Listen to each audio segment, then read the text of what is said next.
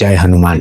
લાય સજીવન લખન જીવાય, શ્રી રઘુવીર હરષિ ઉર લાય. એનો અર્થ એ કે હનુમાનજી મહારાજ લક્ષ્મણજી જ્યારે મૂર્છિત થયા ત્યારે સંજીવની લઈને આવ્યા. ભગવાન પ્રિયને જે પ્રિય છે, ભગવાન રામને જે આત્મીય છે એ લક્ષ્મણજી છે. અને લક્ષ્મણજીનો જીવ બચાવવા માટે હનુમાનજીએ જાતને હોડમાં મૂકી સંજીવની લઈ આવ્યા. અને થયું શું? ભગવાને એમને ગળે લગાડ્યા. આપણા આઈકોન આપણને ગળે લગાડે ત્યારે એવું કરવું હોય ત્યારે આપણી મહેનતમાં, આપણા કાર્યમાં આપણે જીવ પરોવીને કામ કરવું પડે. ક્યારેક સવાર પડશે જ એવા કોન્ફિડન્સ સાથે એ સવાર પડે ત્યારે શું કરવું એના માટે આખી રાત કામ કરવું પડે. હનુમાનજીએ સંઘર્ષ કર્યો. જડીબુટ્ટીનું નામ યાદ ન રહ્યું તો આખો પર્વત ઉપાડીને લઈ આવ્યા, પણ અટકવા ન દીધું કામ. હસ્તક્ષેપ કર્યો પણ રસક્ષતિ ન કરી. ભક્તનું ભગવાન સાથેનું આ તાદાત્મ્ય છે. એટલે લાય સજીવન લખન જીવાય. ભગવાને એમને ગળે લગાડ્યા. આપણા કાર્યમાં આપણે બરાબર જોમથી, પ્રામાણિકતાથી, જુસ્સાથી, નિષ્ઠાથી કામ કરીએ ત્યારે આવું થાય. પ્રત્યેક દિવસ કશુંક નવું શીખવાડે છે. પ્રત્યેક પળ આપણને કશુંક નવું એચીવ કરીને આપે છે.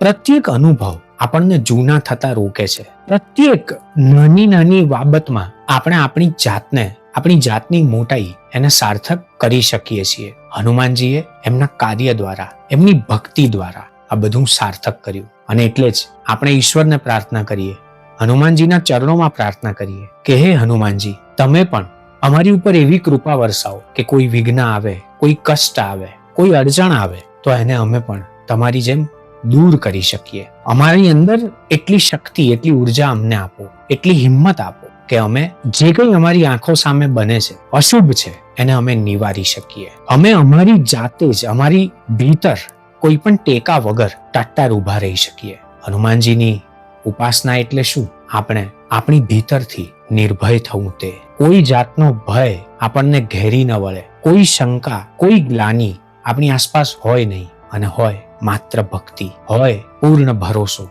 હોય માત્ર શરણાગતિ, હોય માત્ર સ્વીકાર ભાવ. જય હનુમાન.